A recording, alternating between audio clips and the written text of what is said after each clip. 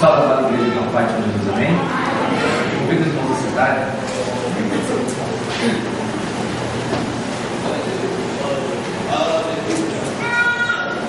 Temos louvado ao Senhor, hinos que alegram o nosso coração.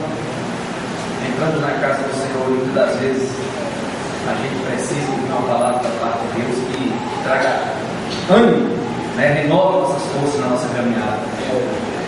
Aqui está reunida a igreja do Senhor Jesus Cristo. E Ele resolve reunir o povo em torno de si, para que cada um, ao se alegrar na presença de Deus, transmita essa alegria para o próximo. E assim toda a igreja do Senhor Jesus Cristo é verdade. fica feliz na presença dEle. A honra é dEle, né? O mérito é dEle, o esforço, a obra é dEle. É muito interessante a obra do Senhor Jesus Cristo, porque ela é completa, né? Ele faz parte de todas as fases da nossa salvação. Não tem nenhuma participação nossa, uma sequer. Porque a própria Bíblia disse que convence o homem do pecado, do juízo, do Espírito Santo de Deus. Então, como que eu posso aceitar Jesus se eu não estou convencido do pecado? Então, até para aceitar Jesus, eu tenho que ser convencido por Ele. Para eu firmar um compromisso com o Senhor, eu dependo dEle. Para eu me arrepender, eu dependo dEle. Para eu ser sustentado na igreja, enquanto eu estiver aqui na terra, eu dependo dEle. É tudo dEle. E o que é que nós fazemos que às vezes não nos rendemos aos pés dEle? Em algumas áreas. Depende tudo dEle. Quando a gente não se rende, a gente está perdendo tempo. Está parado. O Senhor quer trabalhar na nossa vida e a gente não sai do campo. Ele deseja fazer algo na nossa vida porque nós temos um propósito. Cada um foi criado com um propósito e a gente ficou parado no mesmo local. Como se nós estivéssemos lá na nossa força marcando passo. Não vai para campo nenhum. Só se desgasta. Então, meu irmão, minha irmã, nessa noite, deixa Deus trabalhar na tua vida. Não ofereça a resistência que Deus tem que fazer na sua vida. Enquanto é tempo. Amém? Eu usei um tempo desse aí, meditando na diferença de conhecimento e sabedoria. Ciência e sabedoria. Eu tinha para mim que eram sinônimos. Sabedoria e conhecimento é muito parecido. Mas aí, eu vi na palavra de Deus que conhecimento é uma coisa e sabedoria é outra. Às vezes nós temos conhecimento, mas não temos sabedoria. E a gente, para ter sabedoria, tem que ter conhecimento. Eu era criança e uma vez eu vi um livro em português que tinha uma história. Era uma história, né? Com ela. Hoje em dia parece que não existe mais história com ela. Quando eu era criança existia história com ela. Era aquela que não era verdadeira, né? E dizia assim: numa fazenda tinha um galinheiro. Cada galinho e um galo apenas, né? E o galo estava muito velho. E o galo, por ser muito velho, começou a ficar preocupado. Porque ele pensava: olha, eu estou ficando velho e é capaz do dono da fazenda de colocar numa panela a qualquer hora dessa e trazer um mais novo para casa. E vai tirar tudo quanto de bom tem. E começou a ficar preocupado. Toda vez que o dono da fazenda ia conversar alguma coisa, ele corria para perto da parede da casa para tentar escutar o que o dono da casa falava. Aí um dia ele escutou o dono da casa dizendo justamente o que ele mais temia: olha, eu vou à feira, dizendo para ele, eu vou à feira e vou trazer um frango mais forte, mais novo, porque o nosso gado está muito velho, está uma desgraça, não serve mais para nada. Quando a gente deita uma galinha, metade dos ovos nasce pinto, outra metade não nasce mais. Isso é coisa do galo, está velho. E o galo começou a ficar preocupado. Aí o dono foi lá na feira, trouxe um frango forte, bonito, e colocou no terreiro. O galo disse: e agora? Agora eu estou lascado. Não sei quando eu vou. Mas ele pensou. Ele disse assim: já sei. Ele foi lá no frango mais novo e disse assim: rapaz, olha, você veio para cá agora, com certeza você é mais forte do que eu, você tem mais força e vigor do que eu, então o meu fim está selado. Eu só peço para você que me dê uma coisa: me dê a honra de guardar perante todas essas galinhas, esses frangos, esses príncipes que tem aqui, que eu lutei até o final. Eu não me entreguei à minha velhice. Olha, se você olhar para cá, tudo isso aqui é filho meu. O que tem aqui de frango, de pinto, isso aqui tudo é meu. Isso aqui tudo são descendentes meus. E eu não quero ser envergonhado dessa. Se você é um jovem, um frango forte, você vai fazer o seguinte: me dê uma honra, vamos apostar na corrida, a gente vai dar 3 voltas pela tua casa. Você não precisa se preocupar comigo. Eu vou jogar para cima, mas eu quero que todos vejam que eu lutei todas as minhas forças para manter minha posição. Eu não quero sair envergonhado da minha posição. Aí o frango achou bacana essa ideia, né? Ele disse: olha, esse velho meu de na corrida, eu vou sair na frente dele, vou dar as 3 voltas tranquilas e depois o velho vai ir. Pode comer para a panela, né? Não serve mais para nada. E assim foi feito. Toda aquelas galinhas, os frangos se reuniram lá e ela largada, e lá vai aquele frango na frente, o velho atrás correndo. Quase não dá a primeira volta, bota um pau de língua para fora, né?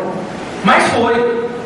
Quando ele terminou a 3ª volta, aí o dono da casa com a espingarda tacou um tiro no galo mais novo. Pá! Matou o galo mais novo. E comentou com a esposa dele: rapaz, esse galo velho tem essa força toda correr atrás desse frango, colocando o frango novo para correr com medo, colocando o frango novo nessa situação, trouxe um frango forte, robusto, um frango que tinha condição de enfrentar esse galo velho, não serve para nada, mas pelo jeito eu acho que ele vai ter que ficar aqui mais algum tempo, ele ainda dá para alguma coisa. E assim o galo velho escapou. Assim o galo velho escapou da morte. O que é que o galo fez? O galo tinha conhecimento e aplicou o conhecimento na sabedoria. Então, para que a gente possa ter sabedoria, tem que ter crescimento. E a sabedoria é a aplicação do conhecimento. Na casa de Deus, nós temos que fazer assim, não como o galo velho, está enganando o galo novo, né? Mas a gente tem que aproveitar as oportunidades que é a palavra de Deus. Quando a gente abre para ler a Bíblia, ou num louvor, ou numa consagração, ou numa pregação, ou numa vigília, quando a palavra de Deus é explanada, para que a gente busque o conhecimento e depois aplique esse conhecimento, transformando ele em sabedoria. A igreja ela só vai ter sucesso com sabedoria, aplicando o que Deus ensina. Glória. Se a gente não aplicar o que Deus ensina, nós estamos fadados ao sucesso, a ser enganado como aquele galo novo foi enganado. Talvez ele tivesse conhecimento, mas ele não tinha sabedoria. Amém? Abra sua Bíblia aí, irmãos, lá em Lucas, capítulo número 17.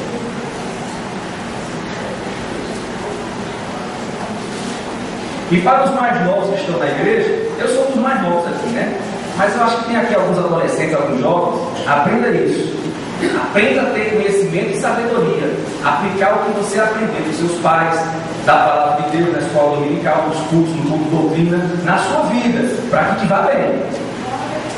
Para que te vá bem. É verdade, João. Amém? Lucas capítulo número 17.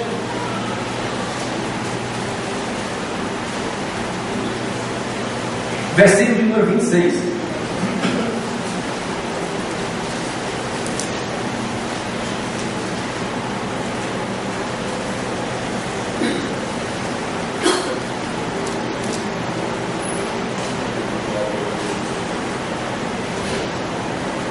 Amém? Ele já achou? Diz assim a palavra do Senhor, lá em Lucas capítulo 17, a partir do versículo 26. E como aconteceu nos dias de Noé, assim será também nos dias do Filho do Homem. Comiam, bebiam, casaram e davam-se em casamento, até o dia em que Noé entrou na arca, e veio o dilúvio e consumiu a todos. Como também da mesma maneira aconteceu nos dias de Ló. Comiam e bebiam, compravam, vendiam, plantavam e edificavam. Mas no dia em que Ló saiu de Sodoma, choveu do céu fogo e enxofre e consumiu a todos. Assim será no dia em que o Filho do Homem se há de manifestar. Amém? Oh, glória a Deus. Esse texto da palavra de Deus, ele é conhecido da igreja. Nós sabemos que Jesus compara a volta dele aqui na face da terra com os dias de Ló e os dias de Noé. A igreja sabe disso. quem acompanha a palavra de Deus, quem assiste os cultos de doutrina, quem lê literatura cristã, sabe disso. Mas é muito interessante que esses dois tempos, de Noé e de Ló, foram tempos de juízo. O irmão Romano não está aqui como profeta do holocausto, não, meus irmãos. Olha, vai ser amanhã. Ou não. Até porque a Bíblia diz que a gente não deve estar se preocupando em marcar data. Não estou. Estou falando de evidências. Os dias de Ló e os dias de Noé. Dias de juízo. Santo Deus. Dias de juízo para a humanidade. E é interessante que a diferença dos dias de Ló e dos dias de Noé, nesse trecho que nós lemos, é justamente que nos dias de Noé, eles comiam e bebiam, casavam-se e davam-se em casamento.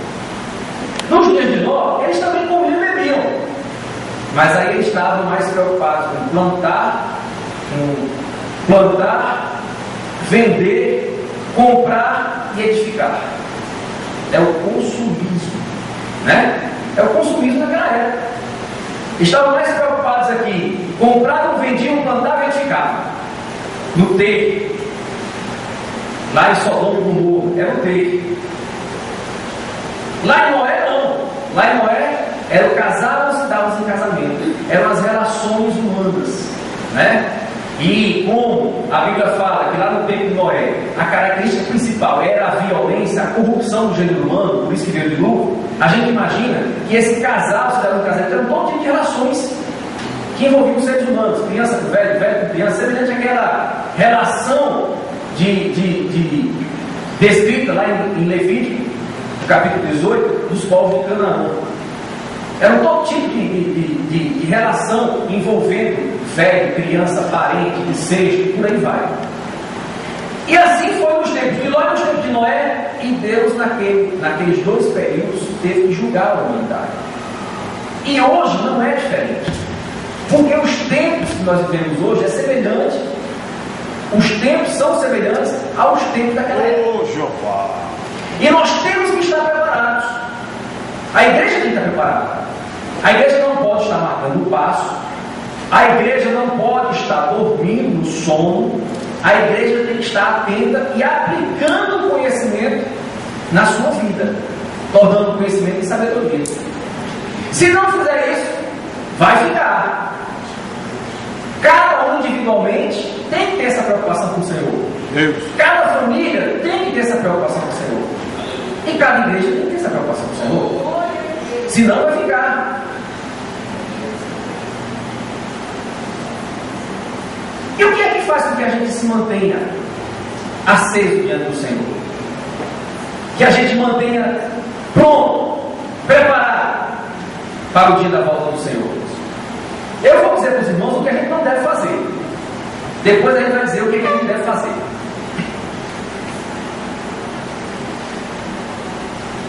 Aquela parábola lá em Mateus 25, a parábola das 10 virgens, ela mostra para a gente já um sinal do que a gente não deve fazer. Dentre aquelas 10 virgens lá em Mateus 25, tinham 5 prudentes e 5 nécias, 5 despreocupadas, 5 desleixadas com as coisas de Deus, 5 que viviam brincando com as coisas de Deus, acreditando que Deus só é amor, né? Deus é amor, Deus só quer o coração, Deus perdoa, e viviam com sua vida desconcertada diante do Senhor, até o dia em que o noivo chegou, e elas não estavam preparadas. E a ordem do Senhor é que nós estejamos com nossos vestidos cingidos e sandálias nos pés. Não foi assim? Quando o Senhor tirou lá o povo da terra do Egito, eles tinham que estar preparados para caminhar. E a igreja, muito mais, porque a igreja é peregrina e forasteira dessa terra. Nós não fomos chamados aqui nessa terra para tomarmos parte das coisas do mundo. Não fomos. A igreja não foi chamada para isso. A igreja não foi chamada aqui para a gente colocar o nosso coração nos bens terrenos. A igreja foi chamada para colocar o nosso coração nos bens celestiais. Se a gente fosse fazer uma comparação, a igreja é o povo celestial na terra. É verdade. O nosso coração tem que estar lá. A nossa natureza tem que ser semelhante a Deus. É por isso que ele não chama de filho. Por que o Senhor chamaria a gente de filho, se não fosse para ter a mesma essência e natureza que ele? Nós não vamos nunca ser igual ao nosso Pai, mas nós temos como deixar que ele habite em nosso ser para nos transformar a cada dia, deixando cada vez mais nós parecidos com ele. Então, a primeira coisa que a gente não deve fazer é ser como aquelas 10 virgens, sabendo que existia um casamento, sabendo que o noivo chegaria, tendo conhecimento que ele viria buscar a noiva, mas estavam desleixadas, despreocupadas. Não estávamos, talvez, acreditando que ele viesse e tivesse a mesma exigência que ele teve quando apareceu. Talvez acreditou que ele iria fazer uma vista grossa ao estilo de vida delas. Mas ele veio, a porta se fechou e elas ficaram fora e receberam da parte do noivo: olha, eu não vos conheço, eu não sei quem são vocês. Por que o Senhor vai dizer isso? Você conhece outras pessoas? Porque nessa hora ele vai querer aquelas pessoas que têm intimidade com ele.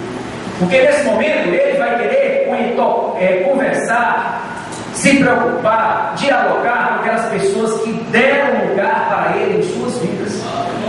É por esse motivo que ele disse para aquelas 5 virgens despreocupadas, nécias, loucas, que não conheciam.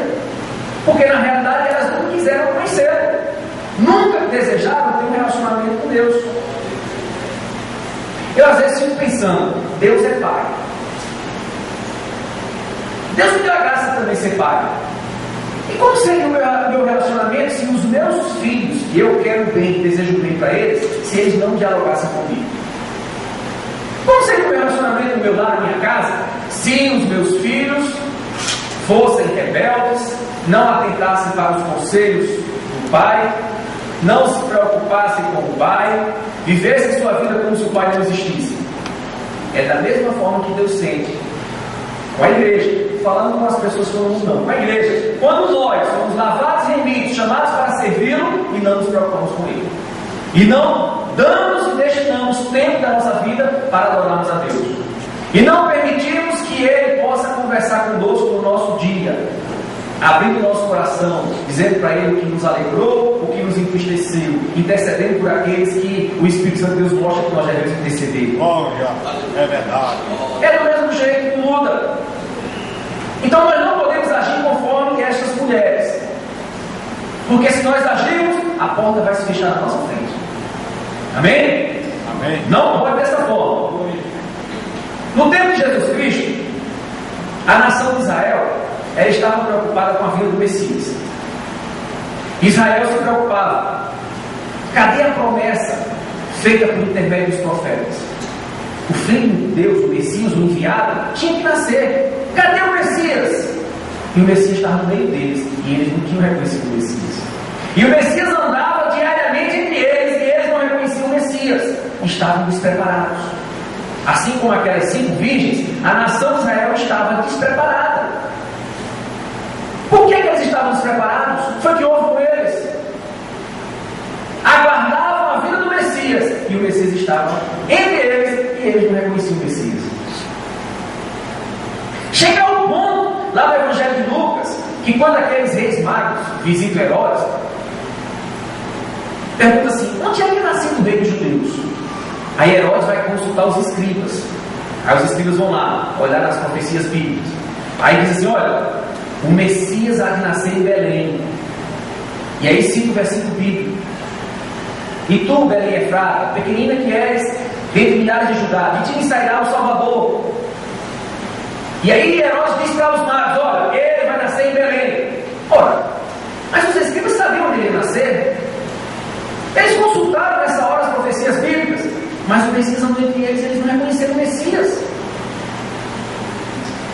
Será se nós da igreja vamos ficar também nesse estado de letargia, aguardando a vinda do Senhor? O Senhor vem e a gente não vai ver, porque estamos mais preocupados com os cuidados da vida, ou estamos mais envolvidos com as coisas que o mundo oferece? Irmão, nós falamos aqui dos tempos de Noé e dos tempos de Ló. Os descendentes de Noé, os descendentes de Caim, eles estudaram a civilização.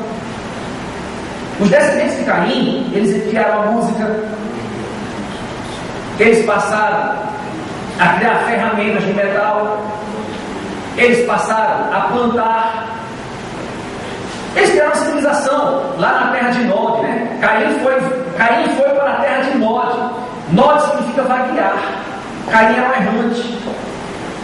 Caim, ele tinha, ao praticar o homicídio contra o seu próprio irmão, ele tinha sido reprovado pelos céus e reprovado pela terra. Por isso que ele era um errante. E assim que o pecado faz conosco, a gente se torna um errante. Eu acredito que se o irmão formar pecar, aqui na igreja ele se torna um errante, porque ele vai ser reprovado pelos céus e reprovado pela igreja.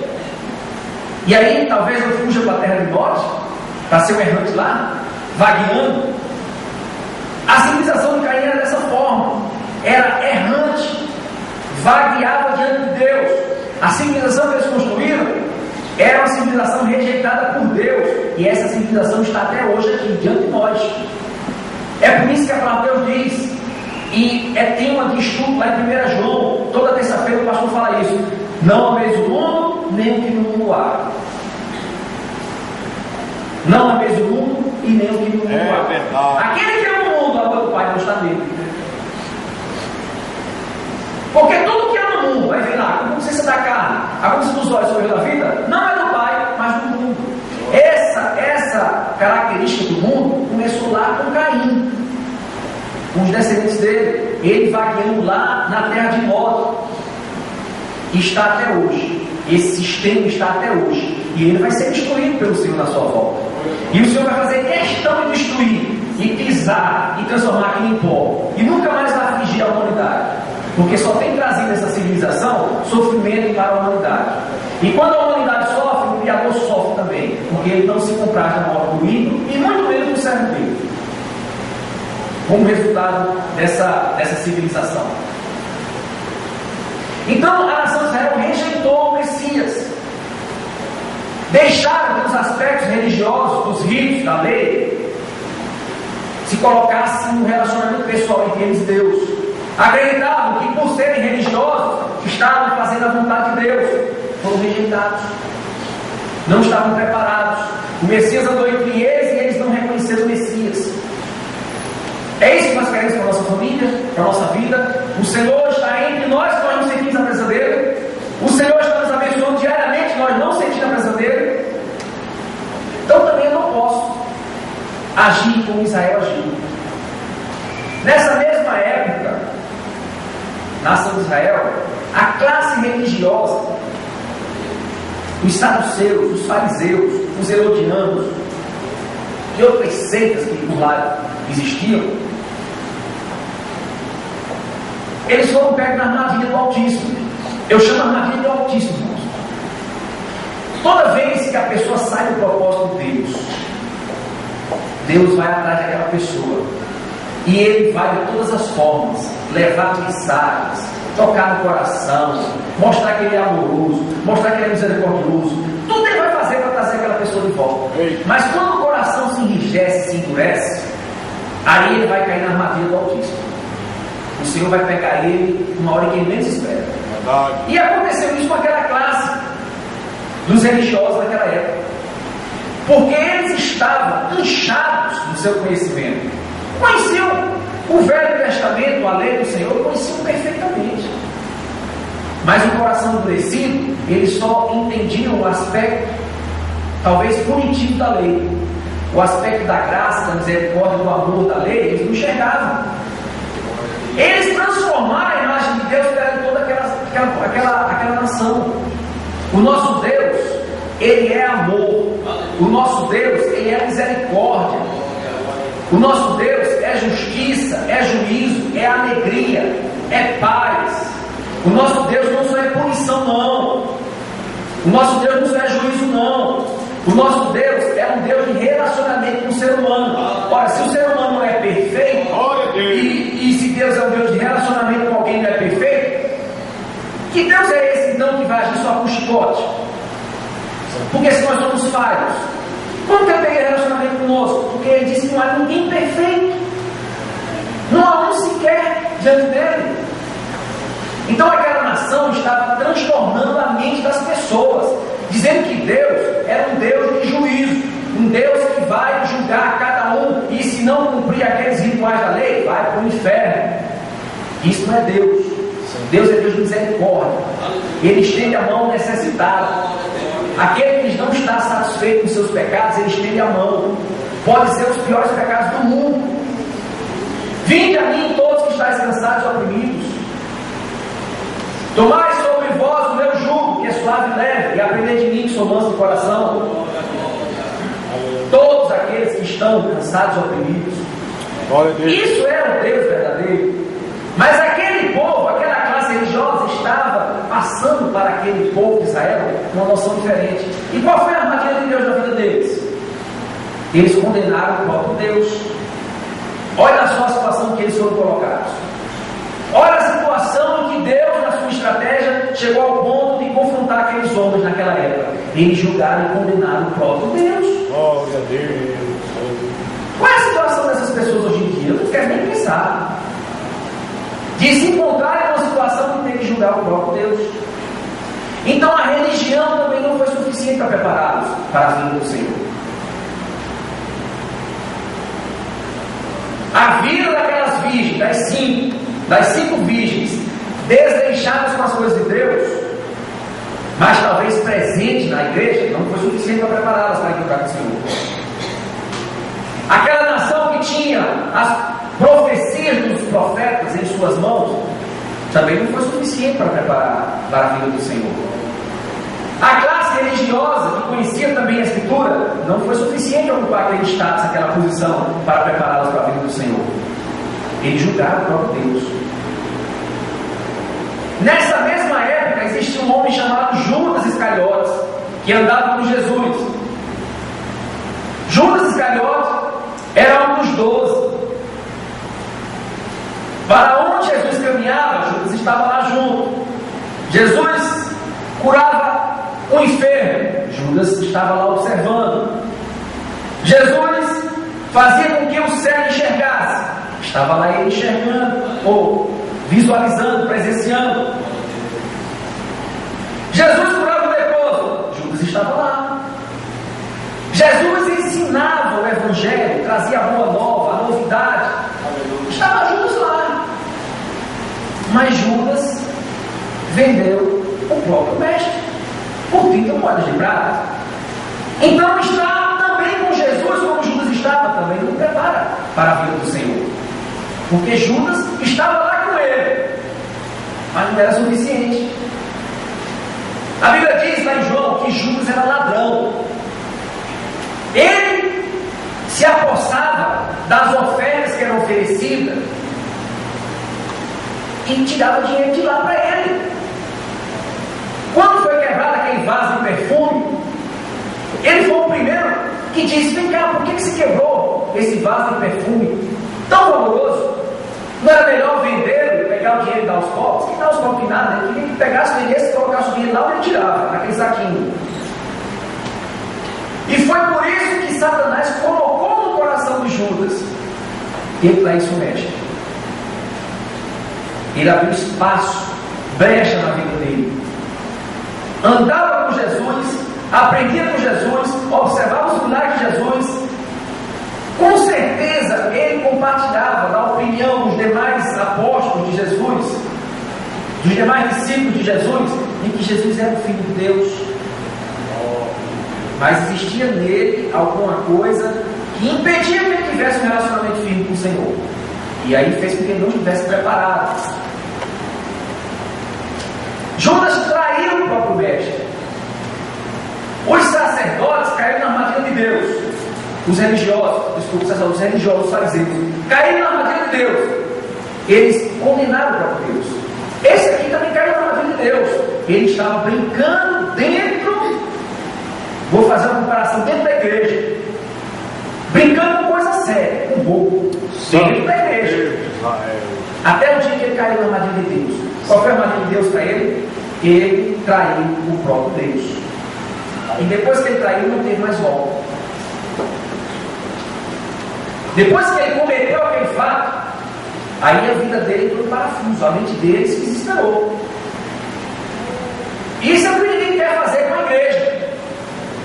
A vida do crente é isso que ele quer fazer. Ele quer fazer com que a gente entre em parafuso.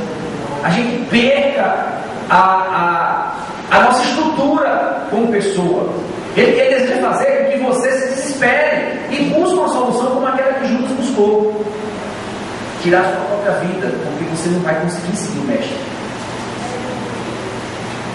E aí Judas correu lá, buscou uma corda e se enforcou. E tirou a sua própria vida. Porque ele estava brincando com coisa séria dentro da casa de Deus.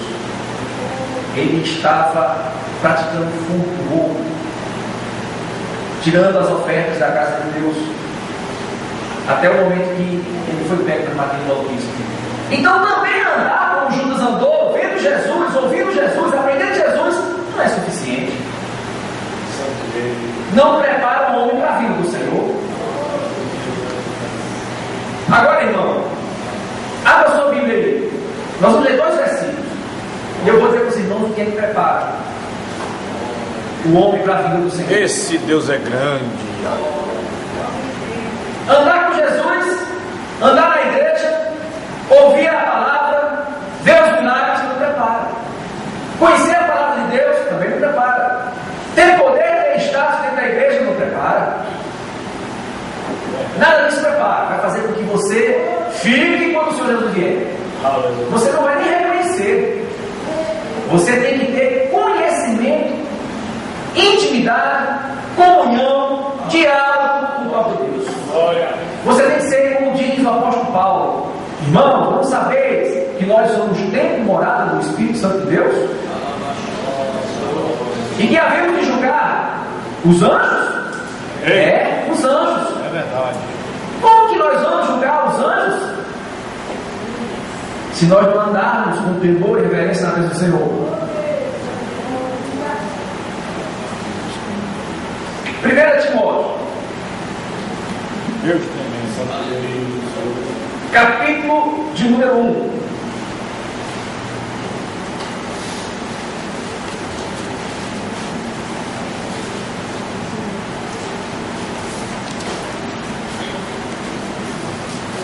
Versículo de número 19.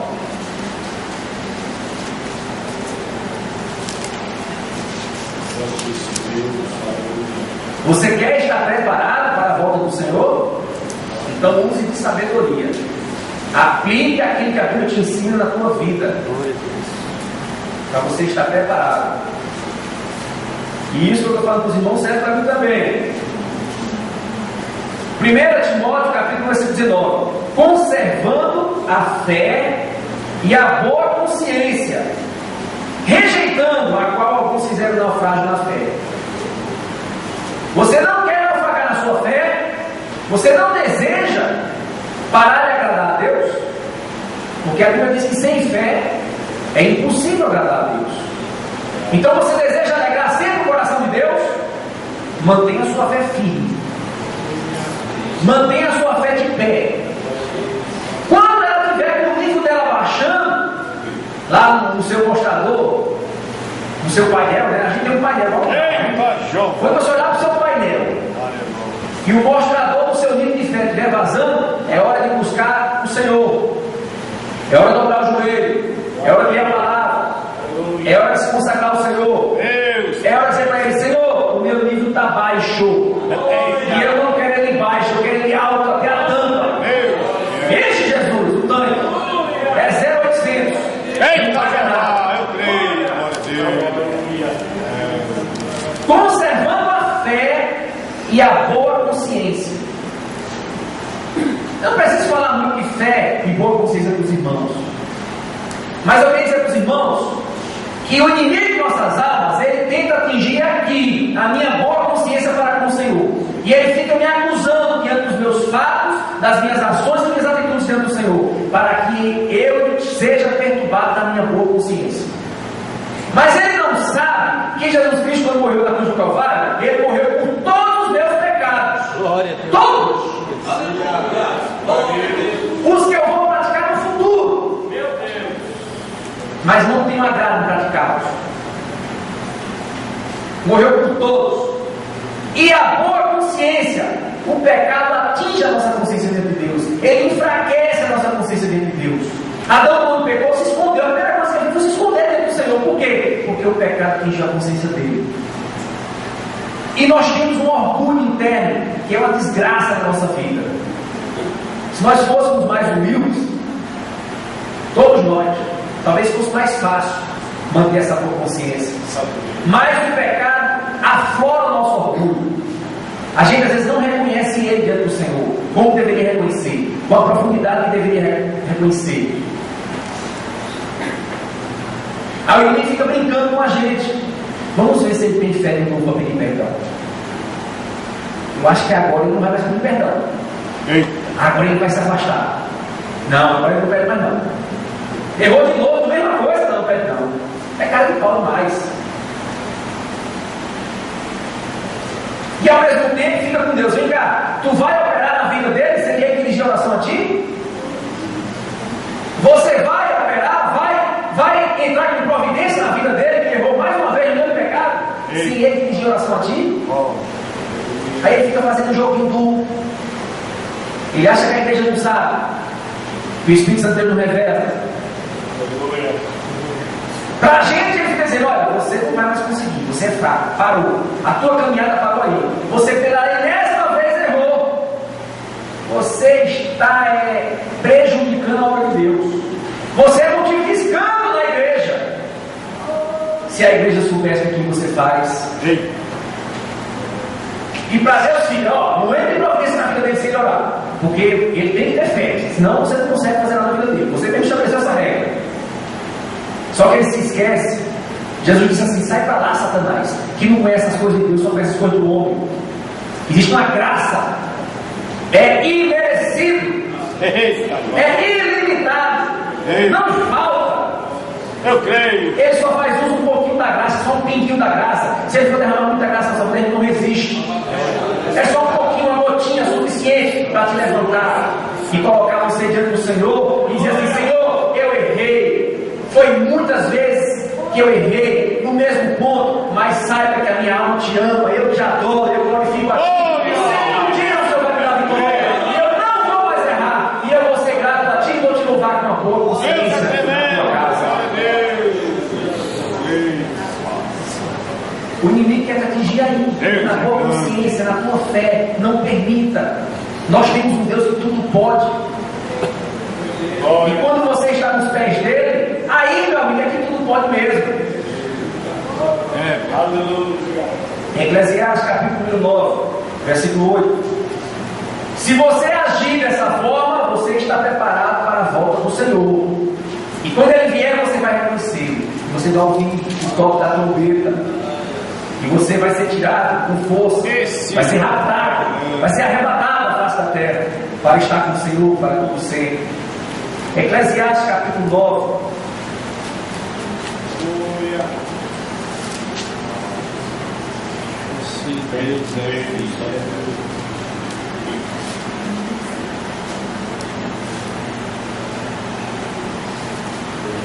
Versículo também muito conhecido da igreja. Versículo número 8.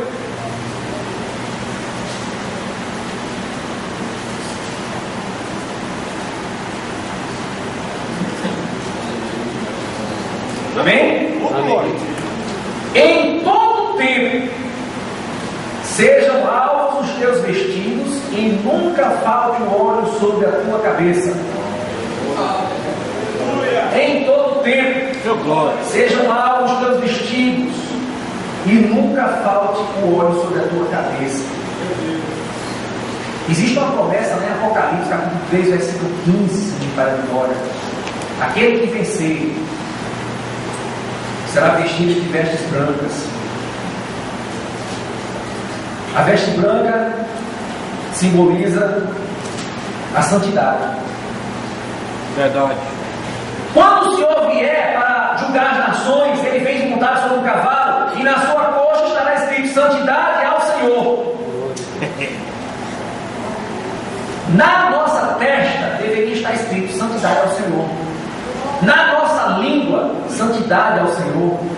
No nosso olhar, santidade ao Senhor. Nas nossas mãos, santidade ao Senhor. Em nossos pés, santidade ao Senhor. Em nossa casa, santidade ao Senhor. Em nosso trabalho, santidade ao Senhor. Em todo o tempo. Não pode faltar. Eu não posso misturar. Se eu misturar, eu estou entrando na mistura. E a mistura não é benéfica para a obra de Deus. Nós falamos aqui nos tempos de Noé. Os tempos de Noé foi tempo de juízo. E foi tempo de juízo porque aquela geração de Sete se misturou com a geração de Caim. Houve mistura. Não pode haver mistura na igreja.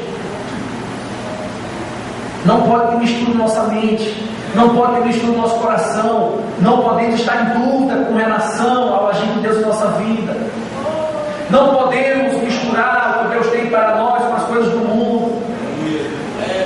Olha que a quantidade de vezes que eu tenho ouvido isso, só não dói no meu ouvido porque eu gosto da palavra de Deus. Seja ela para me disciplinar, para me exortar, para me alegrar, o que é que seja. Eu gosto da palavra de Deus. Mas é uma coisa assim, impressionante a quantidade de vezes que o Espírito Santo tem batido na tecla. Santidade ao Senhor, separação do mundo, volte para as coisas de Deus. O Senhor está às portas. Meu Deus! No mundo antediluviano, Judas, no versículo 14, 15, ele fala que Enoque profetizava sobre a volta do Senhor, trazendo justiça aos ímpios. Então Enoque, naquela época, era um mensageiro de Deus para dizer para aquele povo: olha, vai haver um julgamento, vai haver uma justiça divina, porque do jeito que está não pode ficar. Noé construiu a arca e a zombaria devia ser enorme. Noé, você está ficando maluco, Noé? Você está ficando doido? O que é isso aí, Noé? Não, isso é uma arca, para quê? Deus vai mandar dilúvio, muita água, e vai destruir tudo. E a zombaria continuava, não acreditavam, não passava pela mente deles. A sociedade na época buscava as fugas, as ilusões, o entretenimento, para desviar o foco, para desviar a atenção do principal. Hoje faz a mesma coisa. Hoje tira o foco nosso do principal. Se a gente for olhar para as coisas que o mundo oferece para a gente, desvia o foco do principal. Tira o foco do principal. A sua atenção, que deveria ser direcionada para a promessa de Deus, para o Senhor Jesus, para a obra dele, para a igreja, para as coisas concernentes ao céu, vai ser desviada, vai ser colocada para as coisas concernentes à terra. E vai ficar lá. Enoque andou profetizando por vários anos, até ser levado para o céu, informando que o Senhor iria destruir aquela civilização. E veio de novo e pegou de surpresa a todos. Quantos existiam na época? Quantos habitantes existiam na época? Não se sabe, né? Mas 8 se salvaram. 8. É um número muito pequeno. Em todo o tempo sejam alvos os seus vestidos, e nunca falte óleo sobre a sua cabeça. As virgens que ficaram de fora, faltava azeite na vida delas. E hoje em dia, cada vez mais, a gente observa que esse nível de azeite, se a igreja não se preocupar em santidade ao Senhor, em se separar do Senhor, vai baixar, vai diminuir. E aí a gente vai deixar de ter o que é de mais precioso na vida do ser humano, que é o óleo da unção, que é a presença do Espírito Santo de Deus na nossa vida. O que é que mais riqueza nós temos na face da terra, se não for isso? Qual é o maior valor que você dá à obra de Deus? O que é de mais precioso que você consegue enxergar na obra de Deus? Tudo é bacana, tudo é maravilhoso, porque vem dele, só vem dele. Mas a riqueza que é você ser templo morada do Espírito Santo de Deus é incomparável. Você ser o templo do Deus vivo é incomparável. O próprio Deus disse que não habita em templos feitos por mãos humanas. Deus tremendo. Oh. Templos suntuosos para abrigar a Deus, mas ele não está preocupado com aquilo. Ele diz assim: eu moro num alto e santo lugar, e com um contrito e abatido de coração. Esse é o tempo dele aqui na terra, um contrito e abatido de coração. Dependência de Deus, desejo de servir a Ele, desejo de santificar-se perante Ele, desejo de se envolver nas coisas dele. E aí, quando ele voltar, você vai estar pronto, preparado, calçado, cingido, preparado para caminhar, porque Ele vai te reconhecer e a porta não vai se fechar no teu rosto. Amém?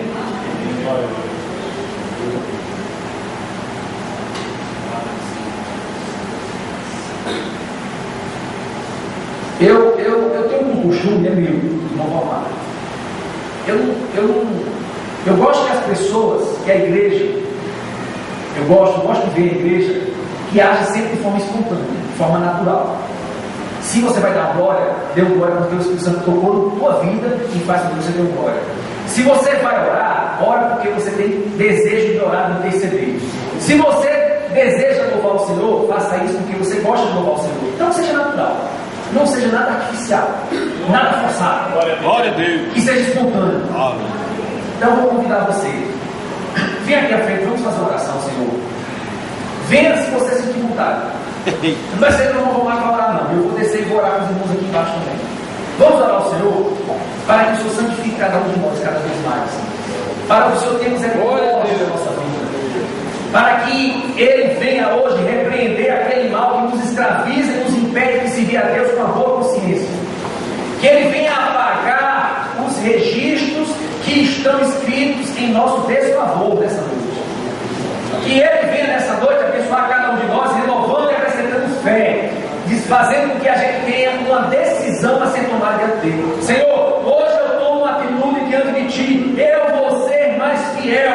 Eu não vou mais murmurar. Eu não vou mais deixar que eu seja dominado por esse pecado. Agora eu sou Teu, unicamente Teu, para a honra e glória do Senhor Jesus Cristo. Eu quero ser diferente, não quero mais ser o mesmo. Aleluia. Louvado seja o nome do Senhor nosso Deus. O apóstolo Paulo, ele escreveu a Romanos. Escute bem, nós já vamos orar.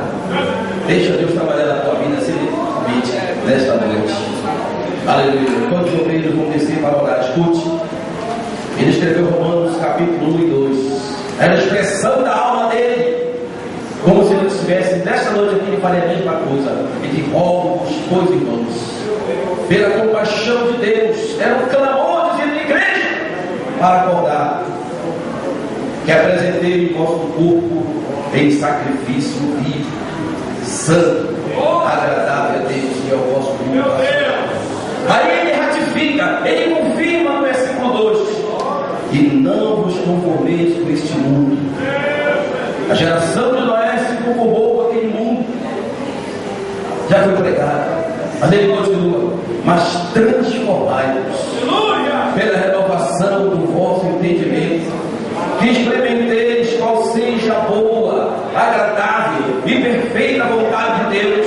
Não é a palavra do ministrante, nem a minha palavra, mas a palavra de Deus que precisa ser colocada em nossa mente. É com a palavra de Deus que eu e você vamos vencer, irmãos, este mundo, o pecado, a geração. É com essa palavra que a minha e a sua família vai vencer. É com essa palavra que nós vamos entrar, aleluia, nos lugares onde precisa que o Senhor faça a obra dele. Senhor nosso Deus e eterno Pai, a tua palavra